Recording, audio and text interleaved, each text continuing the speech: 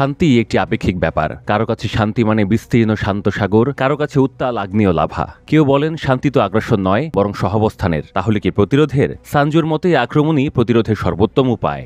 আর কবি সুকান্ত ভট্টাচার্য তো বলেই দিয়েছেন, শান্তির ললিত বাণী শোনাবে ব্যর্থ পরিহাস। খবর বেরিয়েছে, শান্তিপ্রিয় জাপান এবার তার পরমাণু নীতি বদলাতে যাচ্ছে। জোড়া পরমাণু বোমায় বিধ্বস্ত জাপান নিজেই নাকি উদ্যোগী এবার পরমাণু বোমা বানাতে। এমনিতে নিজের ঘাড়ের উপর প্রতিবেশীদের উষ্ণ নিঃশ্বাস, এর মধ্যে যুক্তরাষ্ট্রের মিত্র হওয়ার জেরে ওইসব প্রতিবেশীর ক্রমাগত হুমকি ধামকি, সব মিলে সূর্যোদয় দেশ জাপানের উত্তাপ বাড়ছে। 2010 সালের পর থেকে জাপানি দ্বীপগুলোতে উঁকি ঝুঁকি মারছে চীনের পিপলস লিবারেশন আর্মি PLA এর নৌবাহিনী। সেনকাকু দ্বীপপুঞ্জকে নিজের বলে দাবি করে বসে তারা। নাম বদলে ওই এলাকাকে ডাকা শুরু করে দিয়াওয়াই তাই বলে। টোকিওর অভিযোগ, বর্তমানে ঘন ঘন তাদের জলসীমায় ঢুকছে চীনা রণতরী। জাপান সাগরের বিশেষ অর্থনৈতিক অঞ্চল EEZ এর সম্পদ কব্জা করার দিকে নজর রয়েছে তাদের। সব জেনেও নিরাপত্তার দায়িত্বে থাকা যুক্তরাষ্ট্রের তৎপরতা নাকি দুর্বল। এই কারণেই ক্ষোভ থেকে টোকিও এমন সিদ্ধান্ত নিতে পারে বলে মনে করছেন বিশ্লেষকরা।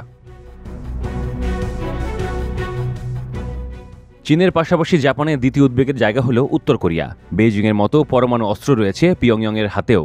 শেষ 5 বছর পরমাণু হাতিয়ার বহনে সক্ষম অন্তত 700টি দূরপাল্লা ব্যালিস্টিক ক্ষেপণাস্ত্রের পরীক্ষা চালিয়েছেন কিম। সেগুলির কোনোটা আছড়ে পড়েছে জাপান সাগরে, কোনোটা আবার প্রশান্ত মহাসাগরের দ্বীপরাষ্ট্রটির আকাশসীমা লঙ্ঘন করে টপকে গিয়ে পড়েছে সমুদ্রে। এতে আতঙ্কিত টোকিও বারবার সুরক্ষার জন্য পাল্টা আণবিক অস্ত্র মোতায়েনের জন্য চাপ দেয় যুক্তরাষ্ট্রকে। কিন্তু তাতে তেমন একটা গা করেনি ওয়াশিংটন। 1970 সালে পরমাণু অস্ত্র বিস্তার রোধ চুক্তি NPT-তে সই করে জাপান। ফলে আণবিক অস্ত্রের ব্যাপারে যুক্তরাষ্ট্রের উপরে টোকিও নির্ভরশীলতা আরও বেড়ে যায়। প্রশান্ত মহাসাগরের দ্বীপরাষ্ট্রটি কখনোই ভয়ঙ্কর ওই মারণাস্ত্র তৈরির রাস্তায় হাঁটবে না বলে নিজেই জানিয়েছিল। আন্তর্জাতিক সম্পর্ক বিশ্লেষকদের মতে, বর্তমানে ধীরে ধীরে সে অবস্থান থেকে সরছে প্রশান্ত মহাসাগরীয় দ্বীপরাষ্ট্র জাপান। নিরাপত্তার স্বার্থে ওই ব্রহ্মাস্ত্র তৈরির প্রয়োজন রয়েছে বলেও আওয়াজ উঠতে শুরু করেছে সেখানে।